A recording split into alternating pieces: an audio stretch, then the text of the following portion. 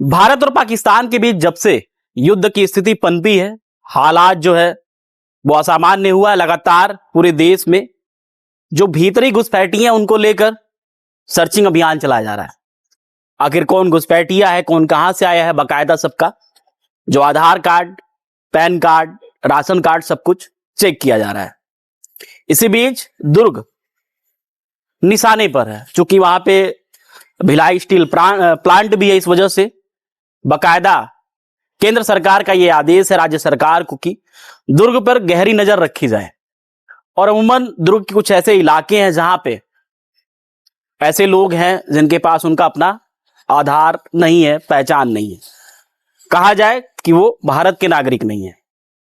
इसी बीच एक महिला जिसका नाम पन्ना बीबी है, वो बकायदा 2 साल से दुर्ग में रह रही थी। एसटीएफ की टीम, स्पेशल टास्क फोर्स बकायदा जब से ये गाइडलाइन जारी हुई है कि जितने भी घुसपैठी हैं उनको चिन्हांकित किया जाए, उनकी पहचान की जाए, उनको गिरफ्तार किया जाए। एसटीएफ की टीम मुस्तैद थी। पन्ना बीबी को गिरफ्तार किया गया है। पन्ना बीबी जो कि बांग्लादेश की रहने वाली, पिछले 8 साल से वो भारत में रह रही है।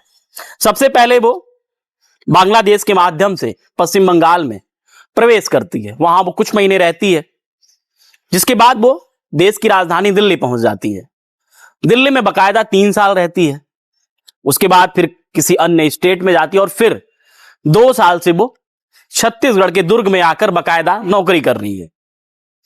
इसी बीच जब से पुलिस घुसपैठियों की पहचान कर रही है, ये टारगेट पर आ जाती है पन्ना बीबी, और फिर पुलिस इसको गिरफ्तार करके आज बकायदा प्रेस कॉन्फ्रेंस करके क्या कुछ मामला है, पूरे मामले को लेकर आज पुलिस के उच्च अधिकारियों ने खुलासा किया है।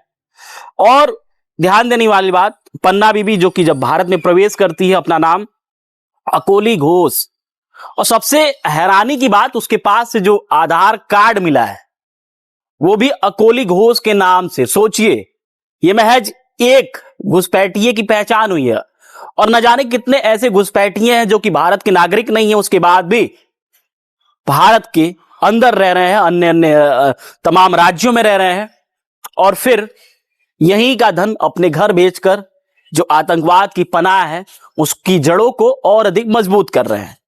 ये बकायदा जो भी पैसा होता उसको बांग्लादेश में भेज देती, अपने घर भेज देती। और सबसे बड़ी बात, ये जब भी घर बात करती तो आईएमओ से बात करती, जिससे जो उसका मोबाइल है वो ट्रेस ना हो पाए, सर्विस लांस पर उसका नंबर ना आ पाए।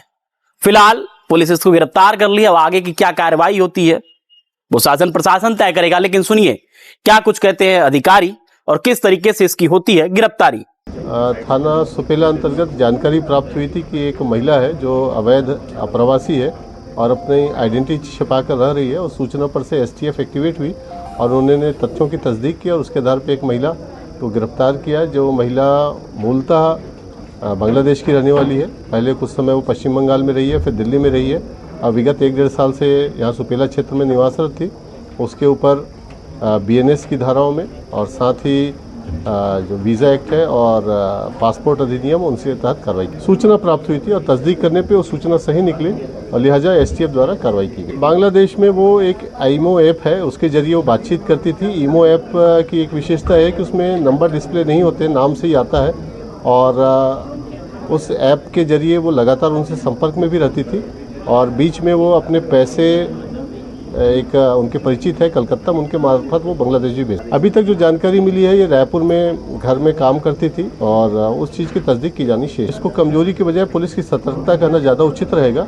और एक व्यक्ति जिसके विषय में जानकारी मिली, पुलिस तह तक जाके उसकी जानकारी हासिल करके कार्रवाई की है। और यदि इसकी सुपरफिशियली जांच की जाएगी तो ये संभव नहीं कि पकड़ में आए। तह तक जाने की वजह से ये पकड़ में आई। अभी तक इसके सीडीआर का जो विश्लेषण है उसमें कुछ चीज़ें आई है और उस पर भी काम कर रही है पुलिस। ये विवेचना का विषय है, इस पर बहुत ज़्यादा बताना उचित नहीं होगा।